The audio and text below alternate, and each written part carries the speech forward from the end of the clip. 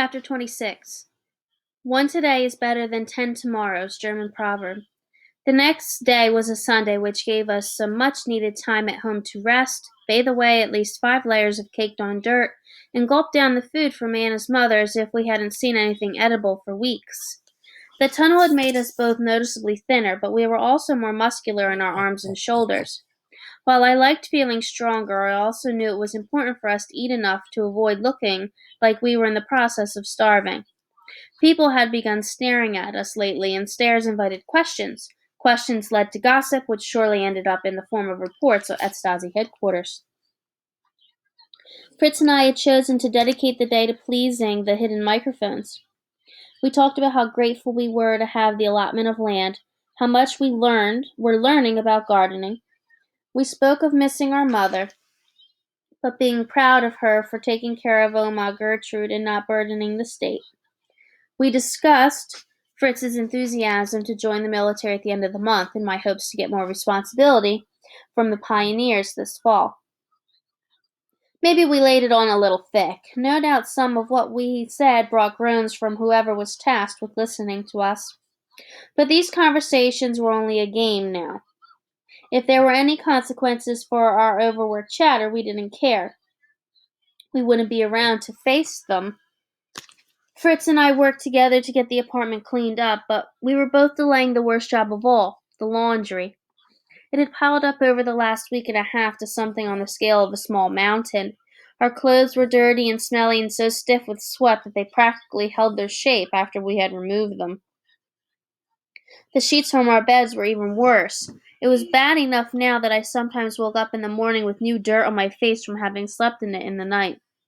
We have to wash these, I said, but if we hang them up now, they won't be dry by bedtime, and once we return from the garden tomorrow, they'll only get dirty again. It's too bad the washing can't get done for us while we're gardening.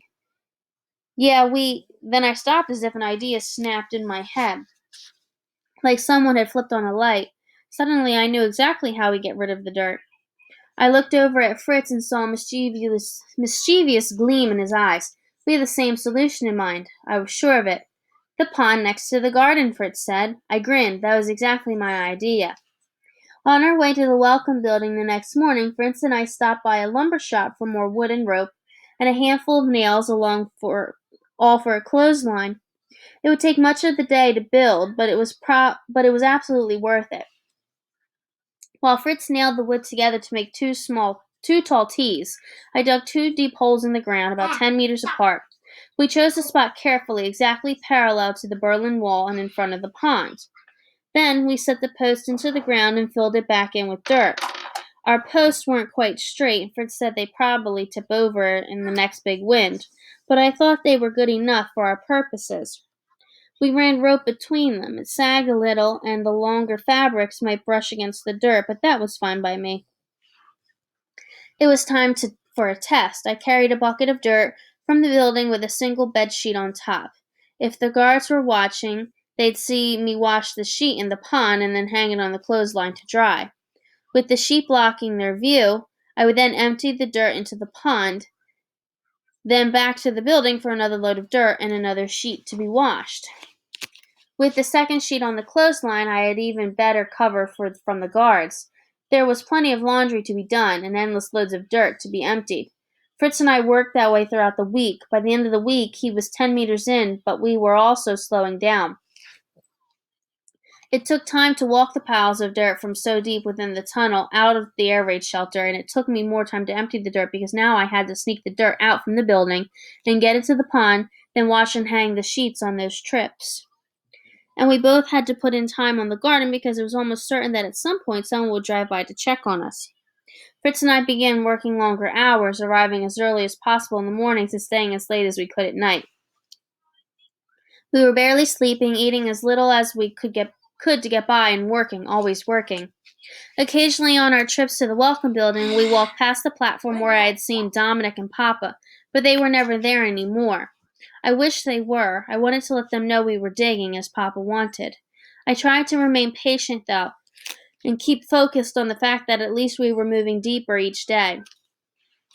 The problem was, as Fritz pointed out, that his 18th birthday was coming up soon, exactly 3 weeks from now. That was our absolute deadline to be finished. We weren't sure how much farther we had to dig, but it was a long way. Nor could we just walk away if we didn't finish in time. The tunnel had progressed far enough that eventually it would be discovered, and when the Grunters found it, figuring out who had dug it would be the simplest of mysteries. If we don't finish, we need a backup plan for escape, Fritz said. The second we began digging this tunnel, we committed ourselves to leaving one way or another. We're not swimming the spree, I said. That had been a bad idea weeks ago, and it was no better now. Fritz gritted his teeth. We can tie ourselves together with a rope so we can help each other against the current. All the easier for one of us to pull the other underwater. And what about Mama? We're not leaving her behind. Then what's our backup plan? Fritz wasn't as angry as he sounded. It was only the same frustration I felt, too. Everything else is far more dangerous. We can't jump over the wall.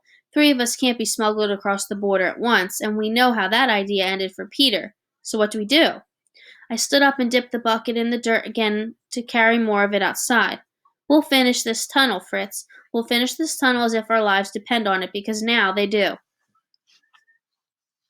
By the beginning of our 3rd week of digging, we had washed every sheet in the apartment at least 10 times, and since the pond was constantly being flushed with dirt, the water was hardly clean. The sheets looked worse and worse with each washing. I figured that was good news. It gave me an excuse to pull them down and wash them again, along with more hidden dirt from my bucket, of course. If my mother saw these sheets, which were now only white in the past tense, she would be horrified, but I couldn't have been happier with their lack of progress.